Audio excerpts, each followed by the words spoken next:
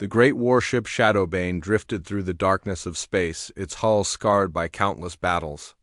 Admiral Vextar stood on the bridge, his 6 arms crossed behind his back as he watched the enemy fleet move across the viewscreen. The Korathian ships looked like angry red insects against the black void, their weapons glowing with deadly energy. 30-4 years.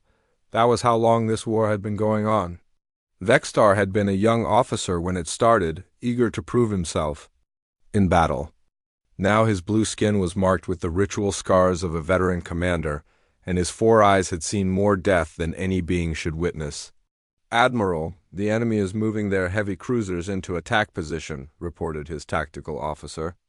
A young Zephryan whose voice still carried the excitement of someone new to war. Vextar said nothing.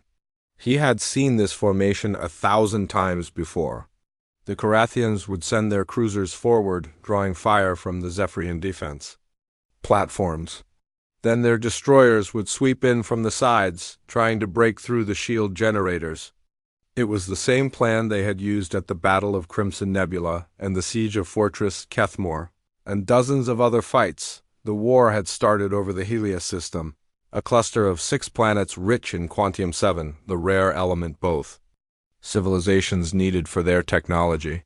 The Zephyrians claimed it first, but the Korathians said their ancient star charts showed prior discovery rights.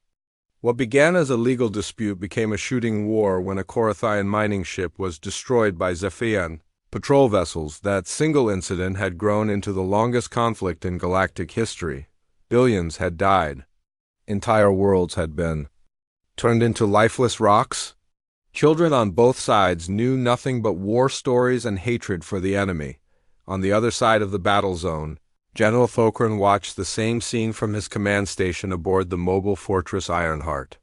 The Korathian commander was older than Vextar, his brown shell marked with the deep grooves that came with age. His people were different from the Zephyrians in almost every way. Where the Zephyrians had multiple arms and smooth blue skin, the Korathians looked like walking armored beetles with powerful claws and thick protective shells. "The Zephyrian fleet is holding position around their orbital platforms," his aide reported. "They are not taking our bait?" Thokran clicked his mandibles in frustration. The enemy commander was too smart to fall for the same trick again. Both sides had learned each other's tactics so well that every battle became a chess game where both players knew all the moves. The general remembered when this war felt important, when victory seemed possible. The Korathians needed Quantium-7 to power their expanding civilization. Their homeworlds were overcrowded and they needed new planets to settle. The Helios system was perfect for their needs, with planets that matched their environmental requirements, but the Zephyrians wanted the same thing. Their empire was growing old, and they needed the rare element to maintain their advanced technology. Without Quantium-7, their ships would lose power, their cities would go dark, and their civilization would collapse back into the primitive state their ancestors had known. So they fought. And fought. And fought. The Battle of Crimson Nebula had lasted 18 months. Thousands of ships on both sides had been destroyed in the swirling gas clouds, their wreckage still drifting through space like a graveyard of metal and dreams. Neither side had won. Both had simply exhausted themselves and retreated to rebuild their fleets. The siege of Fortress Kethmore was even worse. The Korathians had built a massive defensive station on the edge of the Helios system, designed to block any Zephyrian advance. The Zephyrians had been trying to destroy it for 4 years, launching attack after attack against its shields and weapons. The fortress still stood, but at terrible cost to both sides. Vextar looked at the tactical display showing ship positions throughout the system. Red dots marked Korathian vessels, blue showed his own fleet. The two colors were so mixed together that the display looked like a swirl of purple. Neither side could gain a clear advantage, because they were too evenly matched. The Zephyrians had better shields and energy weapons. The Korathians had stronger armor and more powerful missiles. When Zephyrian technology improved, Korathian spies would steal the plans and develop countermeasures. When the Korathians created new weapons, Zephyrian intelligence would find ways to neutralize them. It was a perfect stalemate. bought with rivers of blood. Both civilizations were slowly destroying themselves. Resources that should have gone to schools, hospitals, and research were instead used to build more weapons.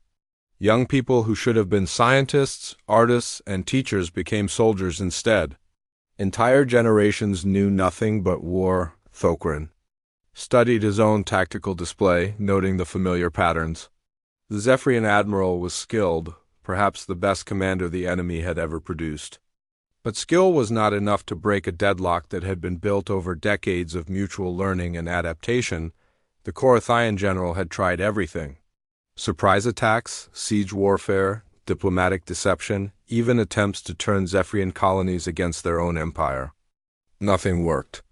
The war had become like a machine that fed on itself, growing larger and more destructive but never producing a winner. "Sir, our scouts report movement in the outer system," the communications officer announced. "Unknown energy. Signatures approaching from hyperspace." Vextar turned his attention to the report. Unknown ships were not uncommon. Sometimes traders or explorers would stumble into the war zone and quickly leave when they realized what they had found. Both sides had standing orders to avoid attacking neutral vessels unless they interfered with military operations. "How many ships?" Vextar asked. 12 vessels, sir. Small craft, not matching any known design in our databases." The admiral dismissed the report with a wave of one hand. 12 ships were nothing compared to the hundreds of warships currently fighting in the system. Whatever these newcomers wanted, they would quickly learn to stay away from the battle zone. Across the system, Thokran received the same information from his scouts. 12 unknown ships, small and apparently primitive. The general barely paid attention to the report. He had more important concerns than curious visitors. The latest intelligence reports showed that the Zephyrians were building a new type of heavy battleship in their secret shipyards. If true, it could tip the balance of power in their favor. Thokran needed to plan a strike against those shipyards before the new weapons became operational. Neither commander realized that their war was about to change forever. The unknown fleet continued its approach through hyperspace, following navigation charts that marked this region as unexplored territory. Their computers showed no record of any civilizations in this area, and their sensors had detected no signs of advanced technology. The fleet was small by military standards, just 12 ships on an exploration mission. They were charting new star systems, looking for worlds suitable for colonization and resources that could benefit their growing civilization. It was routine work, the kind of mission that usually ended with updated star maps and mineral surveys. As the unknown ships prepared to drop out of hyperspace at the edge of the Helios system, their crews had no idea they were about to enter a war zone where two mighty civilizations had been destroying each other for over 3 decades. The war that had seemed eternal was about to meet something neither side had ever encountered before. Something that would change everything in ways that neither Admiral Vextar nor General Thokran could possibly imagine. In a few hours, they would learn that some problems require solutions from outside the system that created them. The HMS Endeavour dropped out of hyperspace with a flash of blue light, followed by 11 other human ships. Captain Jake Morrison stood on the bridge, staring at the viewscreen in shock. What should have been an empty star system was instead filled with the largest space battle he had ever seen. Hundreds of alien warships moved through space in complex formations, their weapons firing streams of energy that lit up the darkness like deadly fireworks. Explosions bloomed across the void as shields failed and hulls were torn apart. The carnage was beyond anything in human military history. "My God," whispered Commander Lisa Grant, the fleet's diplomatic officer. She stood beside Morrison, her face pale as she watched the battle unfold. "How many ships are out there?" "Computer is counting over 400 active vessels," reported Lieutenant Sam Rodriguez from the sensor station. 2 distinct fleet formations, different technology signatures. They're fighting each other. Morrison had been exploring space for 15 years, but he had never seen anything like this. The human fleet was tiny compared to the massive alien armadas locked in combat. Their own ships looked like toys next to the enormous battleships trading fire in the distance. "Are they using nuclear weapons?" asked Dr. Paul Henderson, the fleet's xenobiologist. His voice carried the horror of a scientist who understood the implications of what they were seeing. "Negative," Rodriguez replied. "Energy weapons, but much more advanced than anything we have. Those beams could cut through our hulls like paper." Morrison felt a chill run down his spine. Human technology had seemed impressive when they left Earth, but compared to what he was seeing now, they were primitives with stone tools watching gods fight with lightning. "Captain, we're being scanned," announced Chief Engineer Amy Roberts from her station. "Multiple sources, very powerful. They know we're here." Almost immediately, the bridge communication system crackled to life. Two different voices began speaking at the same time, each in a language that the computer's translation system struggled to process. "Unknown vessels, this is Admiral Vexstar of the Zephyrian Imperial Fleet. You have entered a military conflict zone. State your intentions immediately or be considered hostile." The second voice was deeper, more mechanical sounding. "Alien ships, this is General Thokring of the Korathian Federation. You are in violation of our territorial space. Identify yourselves and your purpose here." Morrison exchanged glances with his senior officers. First contact with alien civilizations was supposed to be handled by specially trained diplomatic teams, not exploration ship captains who had stumbled into a war zone. "Both of them sound pretty angry," Grant observed. "And they're both claiming this system as their territory. How long have they been fighting?" Morrison asked Rodriguez. The sensor officer studied his displays. "Based on the debris patterns and energy signatures, I'd estimate this conflict has been going on for decades. There's wreckage from thousands of destroyed ships scattered throughout the system." Dr. Henderson was already analyzing the alien communications. "Captain, I'm detecting stress patterns in both voices that suggest extreme fatigue. These beings have been fighting for a very long time."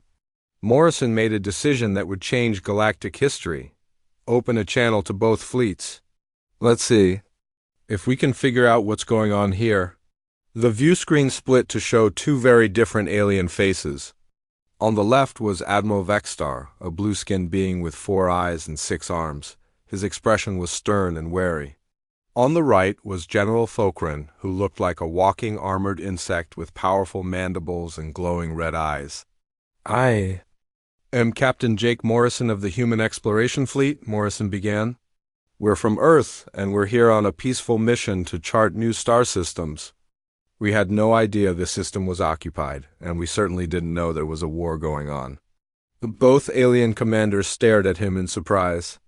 Vexstar's 4 eyes blinked in sequence, while Thokrin's mandibles clicked rapidly. "Humans?" Vexstar said. "I have never heard of your species. Where is this Earth you speak of?" "Your ships are very small," Thokrin observed. "And your technology appears primitive. How did you cross interstellar space with such limited capabilities?" Morrison felt insulted but tried not to show it. "We may not have the biggest ships, but we've managed to explore dozens of star systems. We're always looking for new opportunities and new friends." Commander Grant stepped forward. "Perhaps we could help mediate this conflict. As neutral outsiders, we might be able to find a solution that works for both sides." Both alien commanders laughed, though their laughter sounded very different.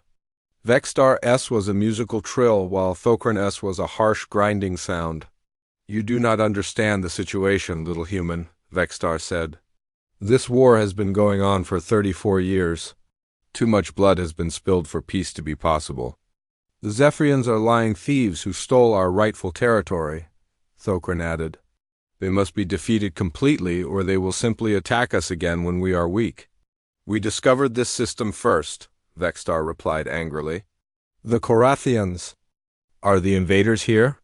They destroy everything they touch and leave nothing but death behind them." Morrison watched the two commanders glare at each other through the screen. He had seen this kind of hatred before in human conflicts that had gone on too long. When people fought for years, they often forgot what they were originally fighting about. What started this war? Morrison asked. The Helios system contains vast deposits of quantum-7, Vextar explained. This element is essential for advanced technology. Without it, our civilization will collapse.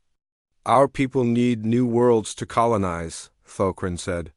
The planets here are perfect for our environmental requirements. The Zephyrians would deny us the right to expand and grow. Dr. Henderson studied the data his instruments were collecting. Captain, there's enough quantum-7 in this system to supply both civilizations for centuries. And there are 6 planets here, more than enough for colonization by both species. Morrison felt a spark of hope. So there are enough resources for everyone, why not share them? Both alien commanders looked at him as if he had suggested something impossible. Share? Vextar repeated. After they have killed millions of our people? After they have destroyed our colonies and murdered our children? The Zephyrians cannot be trusted, Thokrin said. They are deceitful and cruel. Any agreement with them would be broken as soon as it served their purposes. Morrison was beginning to understand the problem. These two civilizations had been fighting for so long that they could no longer see any solution except total victory. They were trapped in a cycle of violence that fed on itself. Both of your fleets are powerful, Morrison observed. But neither of you has been able to win this war. What makes you think that will change? We are building new weapons, Vextar said. Our scientists are developing technology that will finally give us the advantage we need. Our latest battleships are stronger than anything the Zephyrians have, Thokrin countered. Victory is within our grasp. Morrison had heard the same claims from human generals throughout history. Every war produced leaders who believed they were on the verge of breakthrough. Victories that never came. Commander Grant tried a different approach. What if we could guarantee that any agreement would be honored? Human observers could monitor both sides and ensure that the terms are followed. Your ships could not enforce anything against our fleets, Vextar pointed out. You are too few. And too weak. Besides, Thokrin added, why should we trust a species we have never heard of? You could be spies for the Zephyrians. Or agents of the Korathians. Vextar said suspiciously. Morrison realized that both commanders were looking at his small fleet with a mixture of curiosity and contempt. To them, the humans were primitives who had wandered into a conflict between advanced civilizations. They were interesting enough to talk to, but not important enough to take seriously. Perhaps we could offer something in exchange for peace, Grant suggested. Human technology might be different enough from yours to be useful. Amy Roberts had been quietly analyzing the alien ships. Captain, their technology is definitely more advanced than ours in most areas. But they seem to have developed along very similar paths. Both sides use the same basic principles for shields, weapons, and propulsion. Morrison had an idea. What if that's the problem? You've been fighting each other for so long that you've learned to counter each other's advantages. You're perfectly matched, which is why neither side can win. Both alien commanders considered this. Morrison could see them thinking, perhaps for the first time in years, about the fundamental nature of their conflict. The human raises an interesting point, Vextar admitted. We have indeed adapted our technology to counter Korathian weapons and defenses. And we have done the same, Thokrin acknowledged. But this only proves that we are evenly matched.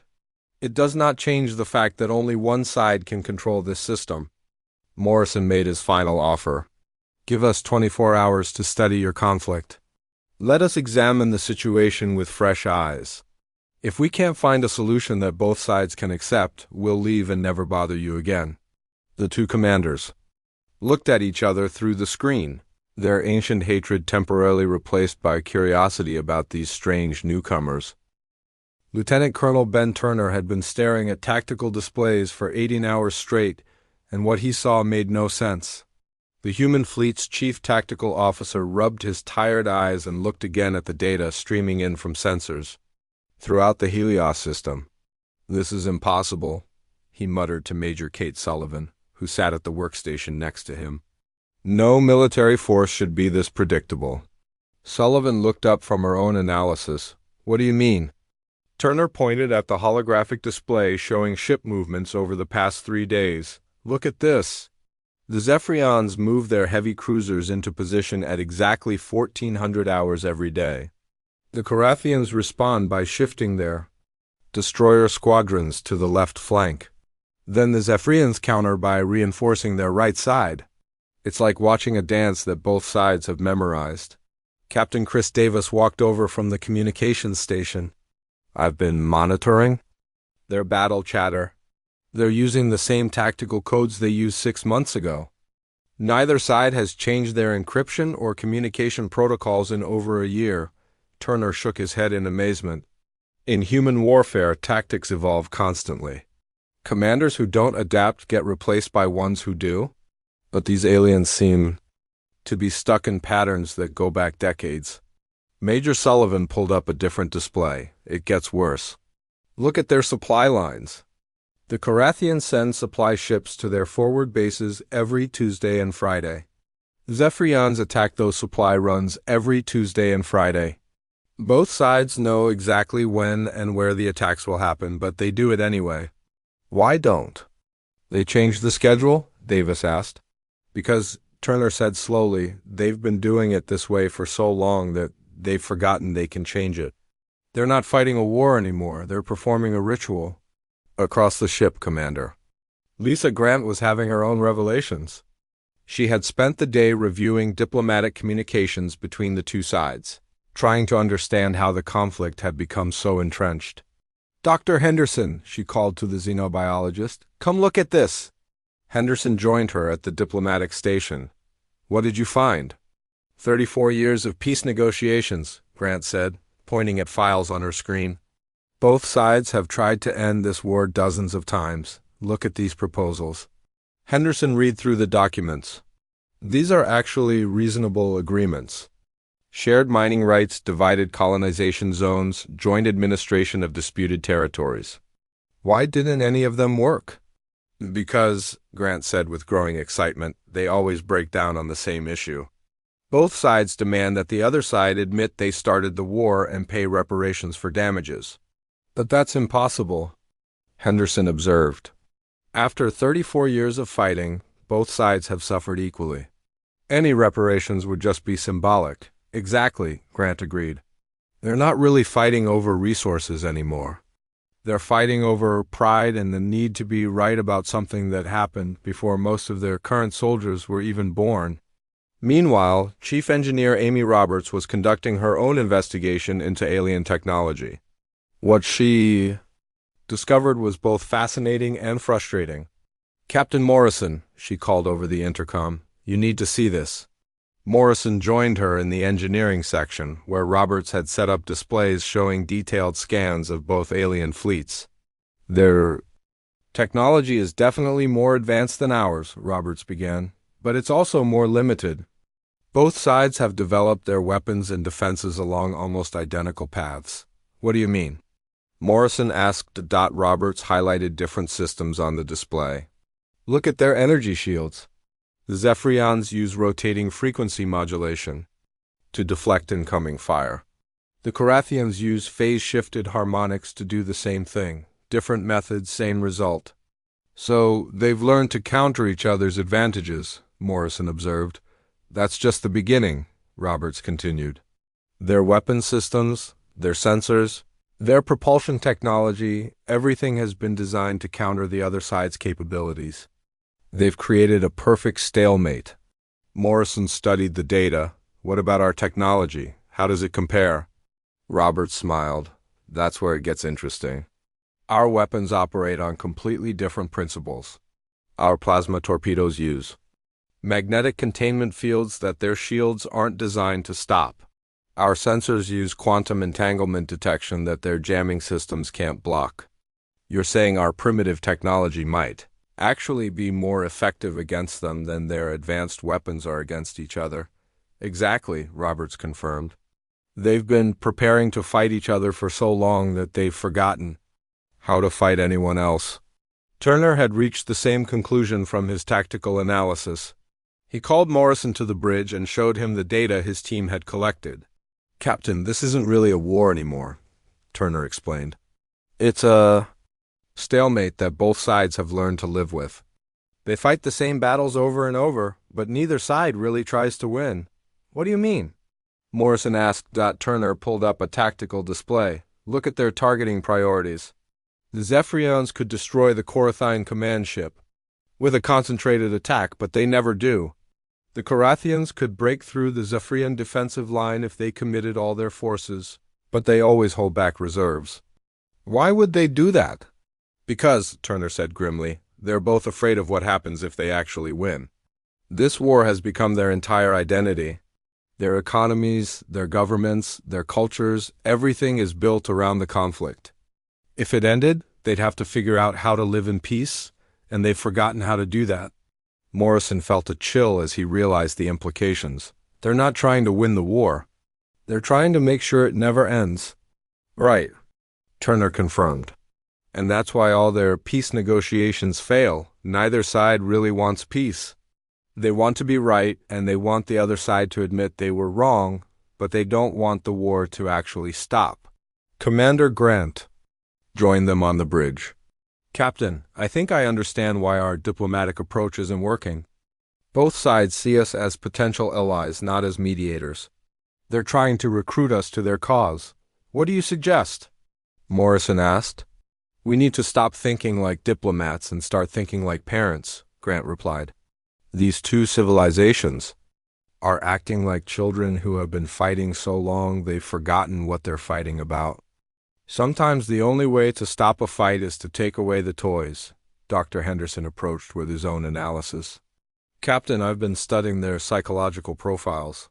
Both Admiral Vextar and General Thokran are career military officers who have known nothing but war their entire adult lives. They literally don't know how to be anything other than enemies. So what do we do? Morrison asked his senior staff. Turner looked at his tactical displays one more time. We could end this war in a few hours if we wanted to. How? Morrison asked. By doing what they've both forgotten is possible, Turner explained. We fight to win, not to maintain the status quo. We target their ability to continue fighting instead of trying to defeat their armies. Roberts nodded in agreement. I've identified the key infrastructure both sides depend on.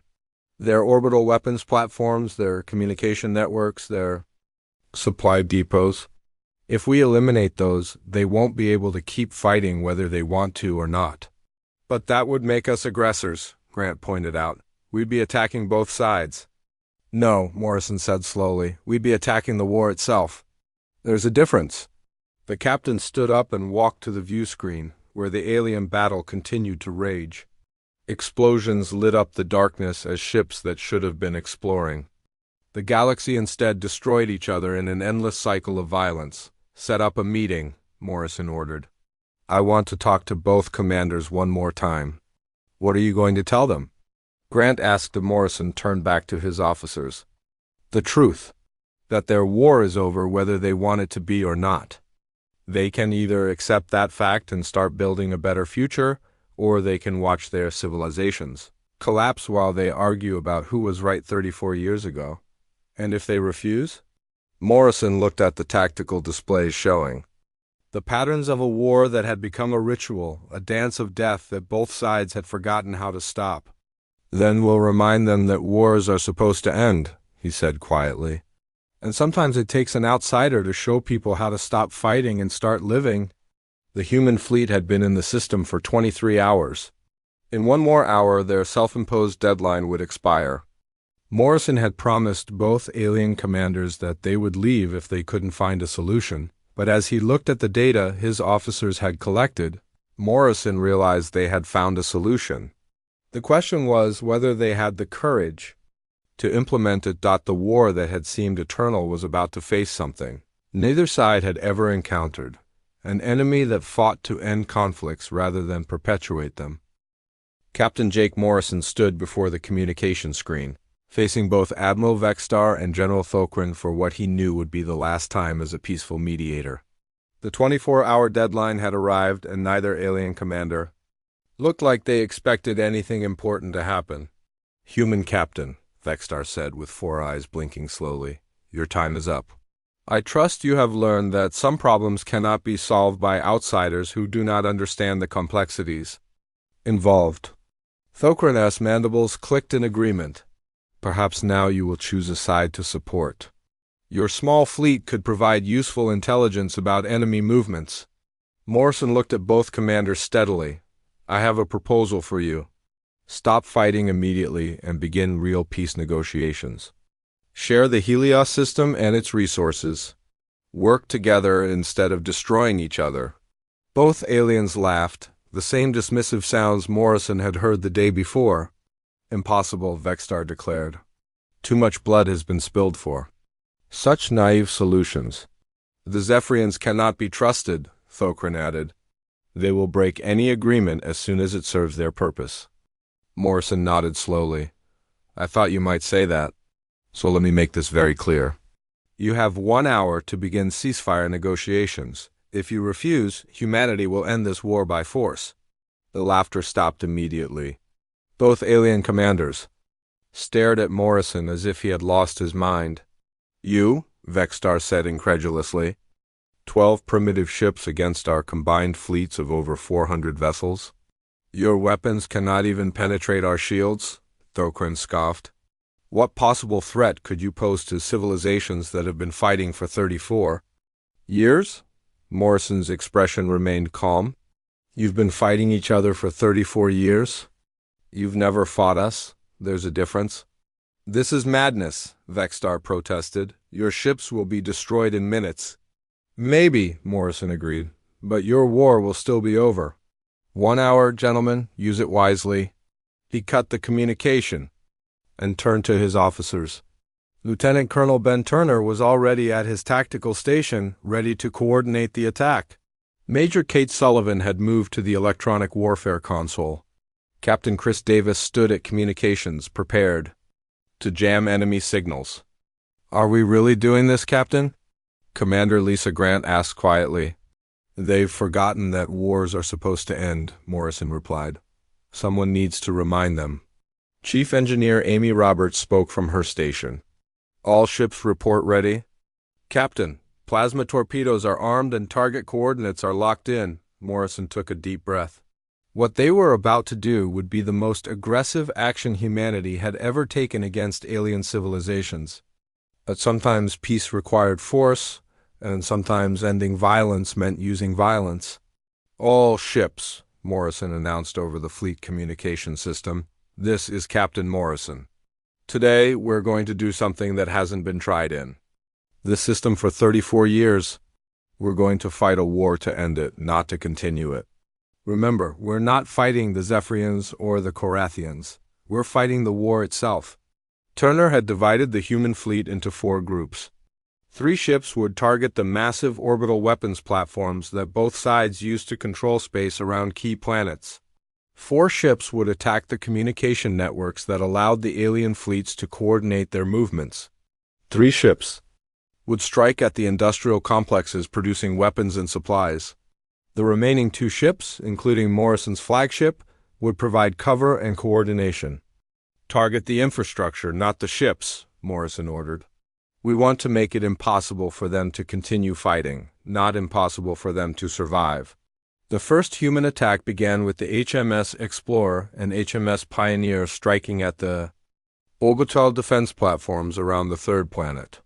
These massive stations had been firing at each other for years, their shields absorbing countless attacks from alien weapons, but human plasma torpedoes worked differently.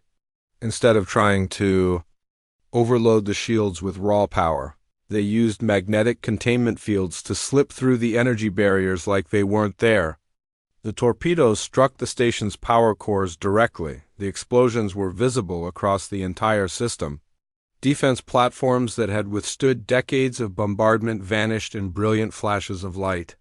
In less than 10 minutes, defensive networks that had taken years to build were reduced to expanding clouds of debris. Admiral Vextar watched in horror from his bridge as his most powerful weapons disappeared from his tactical displays. How did they do that? He demanded of his tactical officer. Our shields should have stopped those attacks easily. Sir, their weapons operate on principles we have never encountered, the officer replied. Our defensive systems were not designed to counter this type of attack. Across the system, General Thokran was having the same realization. His orbital fortresses, built to be impregnable, were being destroyed by weapons that seemed to ignore their defenses entirely. "Contact the human fleet immediately," Thokran ordered. "Demand that they cease their attacks." But when his communications officer tried to reach the human ships, he discovered that something was jamming their signals. The humans had learned alien communication frequencies in just one day and were now blocking them completely. "Major," Sullivan smiled as she managed the electronic warfare assault. Human jamming technology used quantum interference patterns that alien systems couldn't filter out. For the first time in decades, neither alien fleet could coordinate with their scattered ships. "Their command and control network is down," Sullivan reported to Morrison. "Individual ships can still fight, but they can't work together." The second wave of human attacks targeted the industrial complexes in the asteroid belts, where both sides manufactured their weapons. Captain Davis led this assault with surgical precision. Human fusion charges, originally designed for asteroid mining, proved devastatingly effective against manufacturing facilities. The alien factories had been built to resist enemy raids, but they were designed to survive attacks from alien weapons. Human fusion charges created focused energy bursts that no alien engineer had ever imagined. Production facilities that had operated continuously for decades simply vanished in controlled nuclear explosions. Within 30 minutes of the human attack beginning, both alien fleets found themselves in a completely new situation. Their defensive platforms were gone, their communication networks were disabled, their weapons factories were destroyed. They could still fight individual battles, but they could no longer fight a coordinated war. Admiral Vexstar tried to rally his fleet for a counterattack, but without his communication network, he couldn't coordinate with his ship captains. Individual Zephyrian vessels began firing on human ships, but their weapons were designed to penetrate alien shields and proved much less effective against human defensive systems. General Thokran faced the same problem. His ships could fight, but they couldn't work together. Without their orbital platforms providing support, his forward positions became vulnerable to attacks they had never worried about before. Chief Engineer Roberts monitored the battle from her engineering station. "Captain, their weapons are powerful, but they're having trouble targeting our ships. We're smaller and faster than anything they're used to fighting. Plus," Turner added from his tactical station, "they've been fighting the same enemy for so long that they don't know how to adapt to new tactics. They keep using the same attack patterns that work against each other."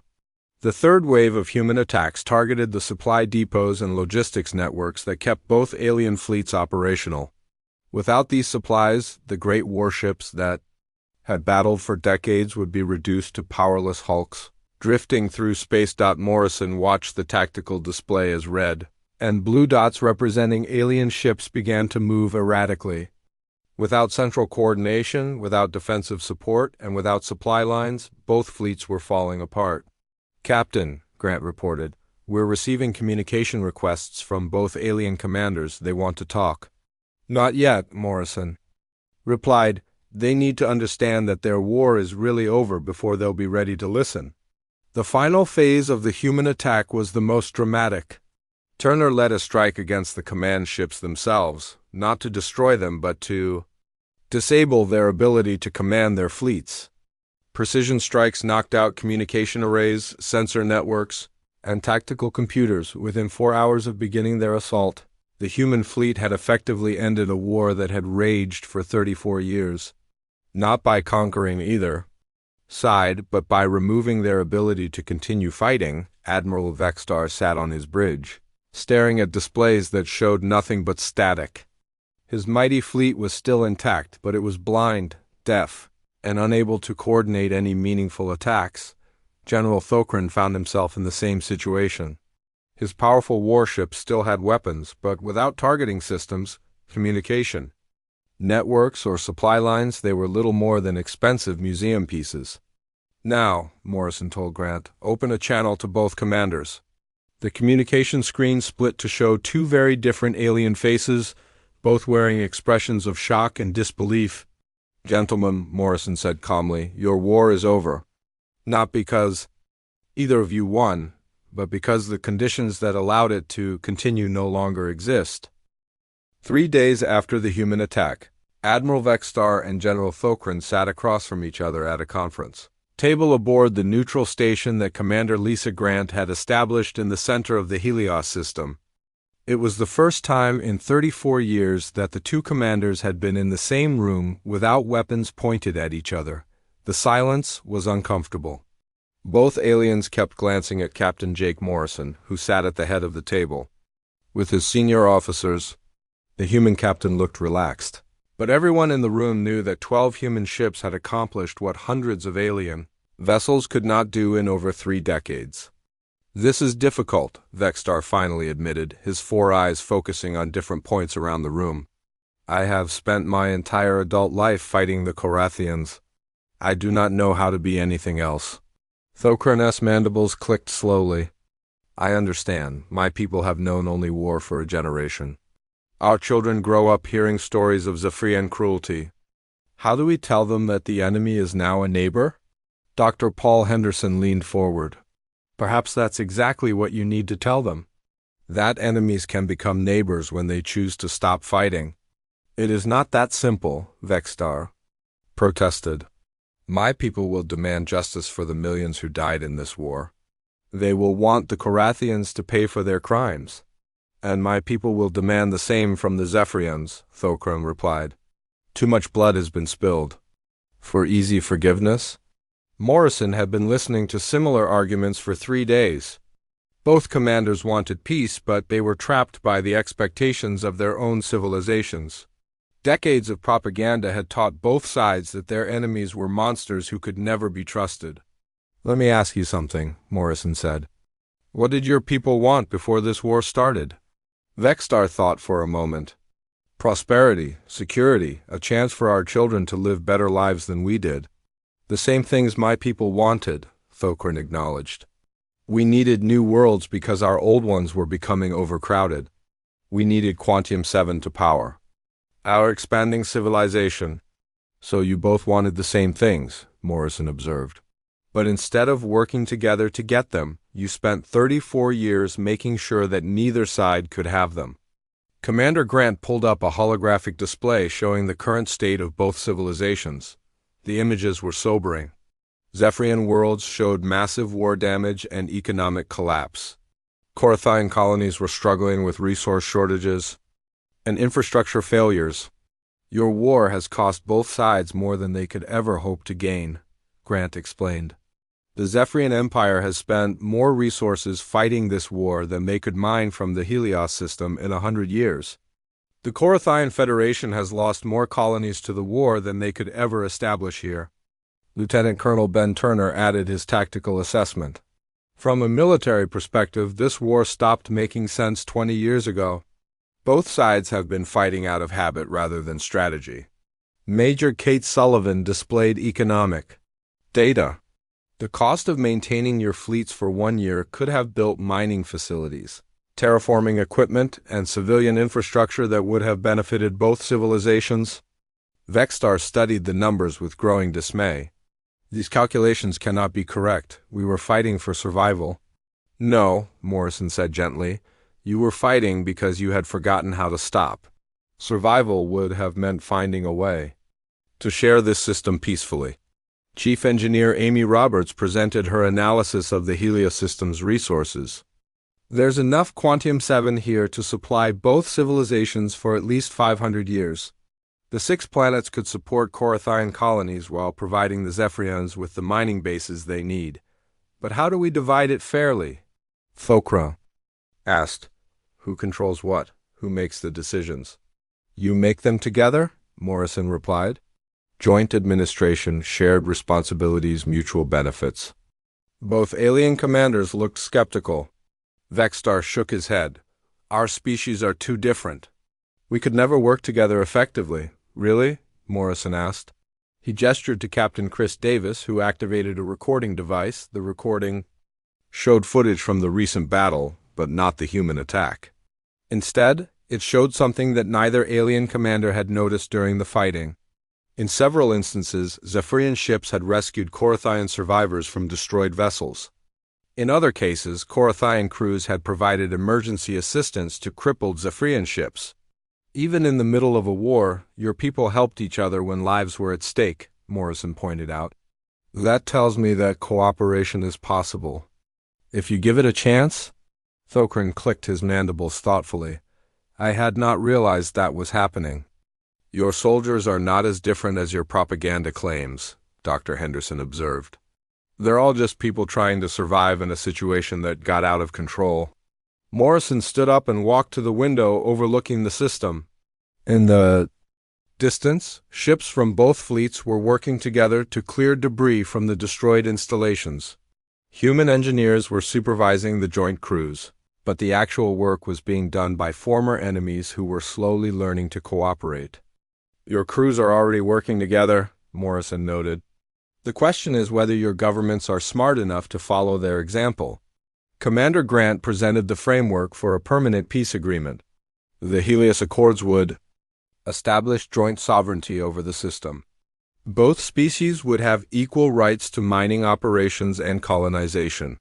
A shared council would make decisions about resource allocation and territorial disputes.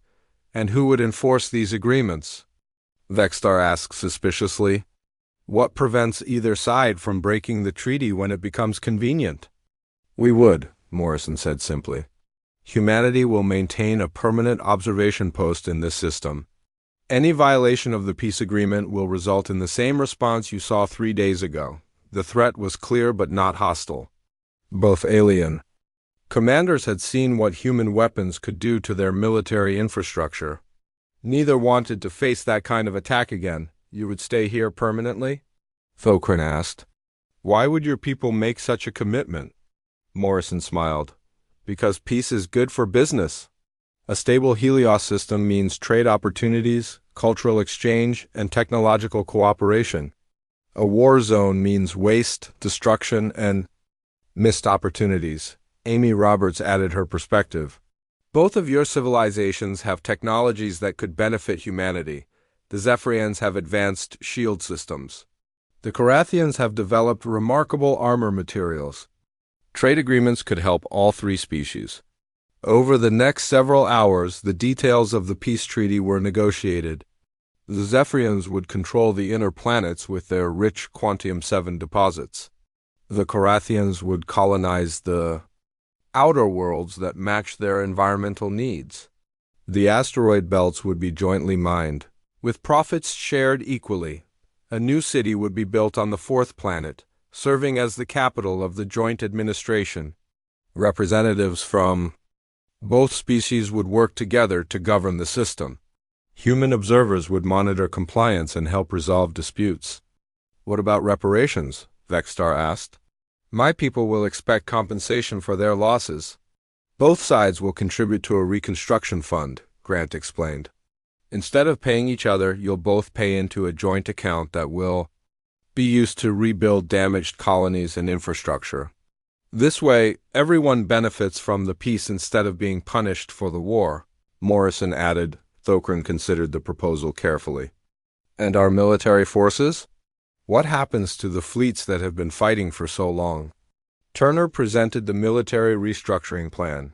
Your fleets will be downsized but not eliminated. Some ships will be converted to civilian use for mining, transportation, and colonization. Others will form a joint defense force to protect the system from external threats. External threats? Vextar asked. Morrison's expression grew serious. Humanity's arrival has shown you that this galaxy is larger and more dangerous than you realized. While you've been fighting each other, other civilizations have been expanding their territories and developing their technologies. You'll need to work together to defend what you've built. The negotiations continued for 2 more days. There were arguments, disagreements, and moments when it seemed like the talks might collapse. But gradually, both commanders began to see the possibilities that peace could offer. On the 6th day after humanity's arrival, Admiral Vextar and General Thokran signed the Helios Accords. The longest war in galactic history was officially over. Morrison watched the signing ceremony with satisfaction. The two former enemies were still uncomfortable with each other, but they were talking instead of shooting. It was a beginning. What happens now? Grant asked as the human fleet prepared to continue their exploration mission. Now they learn how to live without war, Morrison replied. It won't be easy, but it's better than the alternative. Lieutenant Colonel Turner approached with his final assessment. Captain, both alien civilizations will need time to adjust to peace. Their entire social structures were built around the war. It could take decades for them to fully adapt. That's their challenge to face, Morrison said. We've given them the opportunity. What they do with it is up to them.